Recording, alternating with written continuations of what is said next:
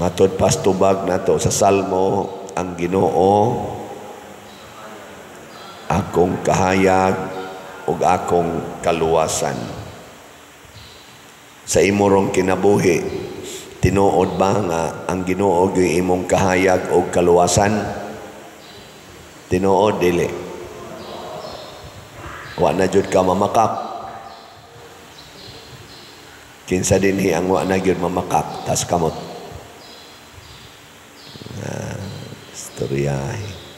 Wa gyud lagi. Wa na gyud mo masuko. Kinsa dinhi ang wa gyud masuko sugod atong pag Miyerkules sa Badlis nasa kamot. Bantay ha. Usar man kabuk sige giisa. Mao na kung ang Ginoo na gani mo'y atong kahayag o kaluwasan, magsunod kita sa kabubutos Ginoo. Nya unsaon man nato pagkahibaw sa kabubutos Ginoo? Maminaw kita niya. Muna si Maria, igsuon ni Marta og ni Lazaro, iyang gibubuan og pahumot ang tiil ni Hesus. Kay hinumdum atong unang bisita ni Hesus nga nireklamo si Marta. Kay si Maria nagsige rag paminaw ni Hesus. Si Marta nagkapuliki og andam didto sa kusina.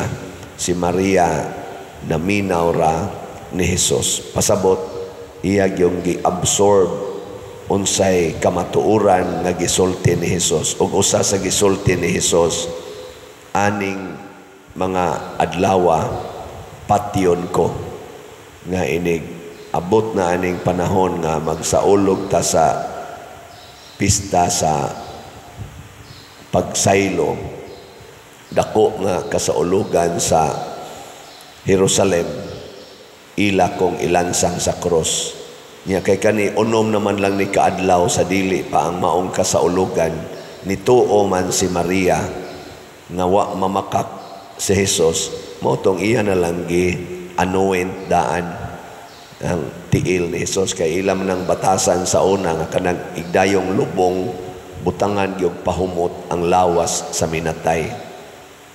Nindot no. Pero kita wa gyud naghuna-huna nato anang kamatayon. Kasagaran gyud mahadlok gyud mamatay. Kinsa ninyo dinhi ang di na gyud mahadlok mamatay, di na san mahadlok nga mamatay ang inyong mga mahal sa kinabuhi ta sa kamot. No, tanawa. Oo na. Ngano man, di man gud ta maminaw sa Ginoo nga kining kamatayon moabot gini siya sa bisan unsang taknaa. Imbis nga mangandam ta, magsigi man untag likay. Ang hustisya, matod pa diri sa unang pagbasa, ipatunhay gyud sa iyang sinugo. Kinsa maning sinugo sa Ginoo nga maoy mo pabuka sa mata sa mga buta o akatong naas kangit-ngit mudan-ag ang iyang kahayag niya mo pagawas sa mga binilanggo. Mao ni ang kahayag nga si Hesus. Unsa may gisulti ni Hesus nato, pangandam mo kanunay sa takna. Ana, gilingiyay mong tupad. Inanganong mingaw magkaikadiha. Andam na ka? Andam na? Oy, andam na ba? Oh, sige, glikay. Og usa sa mga paagis pagpangandam sama ni Hesus kanig yung paghigugma sa kaaway. Kana bang kaaway nimo imong higugmaon? Kay kana man gong kaaway og dili ta mo higugma ana, matakdan ta sa iyang sala kanang kalagot.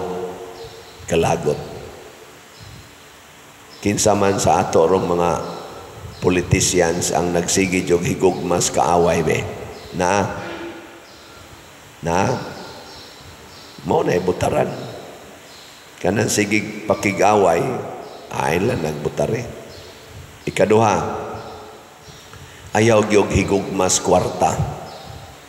Tanawa si Judas, imbis si Judas mudaig sa gibuhat ni Maria, niingon na no Judas, kausik ba aning maong perfume, gibaligya lang unta ni, mahalin ginig mga 300 dinar. Ngano man, nganong kwarta man ang gihuna-huna ni Judas, kay mangawat man siya kwarta. Kinsa maron sa ato mga politicians ang sige hunahunag kwarta. Ayaw na nagbutari. Sa Team Marcos o Team Duterte, hay may mas hingwarta nila. Kana mga hunahuna, kwarta ra gyud. Team Marcos o Team Duterte. Ay lamog tubag kanang ako lang na bang kamo ba? Basta mangutana na gani ko bahig politika ay nalamog tubag ang inyo na lang otok mo ipadagana. Ana. Akong Osbon ha, kinsa man roy hingwarta. Kanang naas Team Marcos o Team Duterte.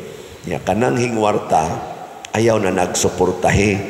Din ata mo butar ana. Ngano man di gid na matagbaw sama ni Judas siging pangawat hangtod na gyud hinuon ang iyang mismong master si Jesus iya na diyong gibaligya. Inana na basta maadik nagkwarta. Maubitan ng uban ato mga politician, bali-bali lang na sila. Hain ganitong pabor nga mudaog sila or makakwarta sila, adto sila mo suporta. Karon suporta sila diri sa pikas kay kani may makakwarta sila. Human karinas ang pikas. Maunay mga kinaiyas, mga hingwarta, mga balimbing, way mga baruganan, way backbone. Backbone ba? Paling-paling lang. Ana. Lingiyay mong tupad, ing na kay backbone. Ing na kay backbone. Hoy, kung wa tay backbone, wa tay hustisya, magbali-bali rata. Example, kanang pagpalit og slot. Unsa man? Naamoy backbone, wa. Unsa roy inyong baruganan? Karong si manaha mo palit mog slot dili. Oh, moingon gani ka, depende awa kay backbone. Paghimo gyud desisyon aron makapalit kag slot. Pareha gud anang labandira nga nagsigig palit na tog slot dire kausagis usa ka semana mo palit gid siya. Usa ra siya labandira o sulugoon. Maid ra ba simple nga maid. Ako gina siyang daigon o giampo nako nga mulambo ginang iyang kinabuhi. Kada gid semana mo palit siya usa ka slot. Sa usa ka tawo nga galisod na ganig palit og bugas para sa iyang tibuok pamilya. Nya maghuna-huna gid siya baruganan ginaniya nga kada semana mo palit gid siya slot. Maunay dunay lig-ong baruganan pero kanang moingon depende lang pader o medyo luag-luag palit og wa gani ada nganong unahon man anatong slot oy. Nana.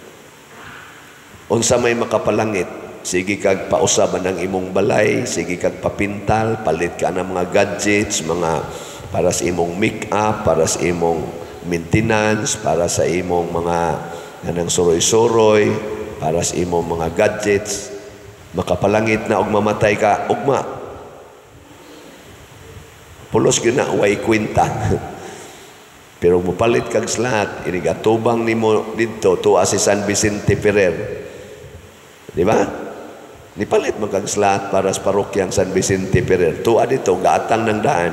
Lord, palihog in town, impernohonon man gina, pero nakapalit ba ng slot before siya namatay. Pwede, Lord, ikaw na good na inting. So, daya. Mo na palit yung mo SBF DAG 500. Yan napatay God's Healing and Deliverance para magyapon as pistang San Vicente. 100 pesos na na o 600 na. Nya kay si Mama Mary, katong atong itabang Father Arnel, 100 man sana kanang haligi para ni Mama Mary, palit sa ka. Makapalit yung kag 700. Di. Magka sunod, si Mana, patay na yun ka. Kaya mamatay man kita. Di jud ka malangit. Di malangit. Di jud ka maimperno. Nga naman, tinan ka ng imong gisakripisyo. Nya karon pag yung simana kay ting fasting abstinence ang uban karon kanang mga wa kayo'y Ginoo, hala suroy kay taas kayong bakasyon, suroy kaon ana ngadto beach ana. Ayaw ana gasto kay nastanan. Imbis imong isuroy-suroy pag ampo dihas inyo, pag hinulsol, panglimpyos imong kalag, basa kag Bible, attend ka sa atong mga Holy Week celebrations, kanang mga recollections, anang mga activities sa procession, kanang veneration of the cross, kanang misa sa commemoration sa Last Supper, hangtod nagis Easter Vigil, nya huwag ka dito sa kolekta, ana. Di ba? Di nindot kayo, sige manog suroy, hangtod mga, ang uman, mga disgrasya, ang mga dalaga, matukhangan, ana, kay sigig suroy, kuyog uyab, kuyog kabit, ana, ang asawa, gamatalag buntag, or ang bana ba kay gamatag buntag, ang bana nag-apostolis dito simbahan, ana, ang asawa dahil dito, lain sa igi. Di alam ba tayo mag-apostolis? Niingon na ito ng apostolis, may pagdi na lang kung mag-apostolis pa din. Oh, may na, apostolis ka, mo asawa dito, kuyog-kuyog rang pare. No? Orang, ay kumpiyansa, buhaton gid nato unsay gustos Ginoo niya, lig-onon tanang maong baruganan. Karong si manaha palit yun mong slat. Ana ha? Ayaw palabyan ning si manaha. Kausa na lang mumukaon hangtod karong Sabado Santo. Usa mukaon. Ya, katuloman mo mukaon duha na inyong ma-save. Nya mo snacks pa man mo, nya wa na may snacks, tubig na malaim nun. Samot na gyud nakadako imong matigom. Nya upat mo ka buok sa pamilya. O di kaupat na mo ni na times 4. Ipalit tayong slat ini karong Easter Sunday, asos lipayas Ginoo. Ika-Lunes Easter Monday, unsa may mahitabo? Ha? Unsa may mahitabo? Una, slim na kay kawa, na kay mga bilbil, di ba? Ni os-os ng imong kolesterol, wa na kay sugar, kay wa na kay sigig snacks, wa sa ka magsigkaon.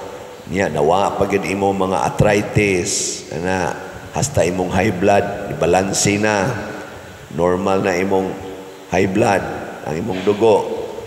Niya, holy pagyod ang imong, balaan pagyod ang imong kalag, pagkadaghanas magain.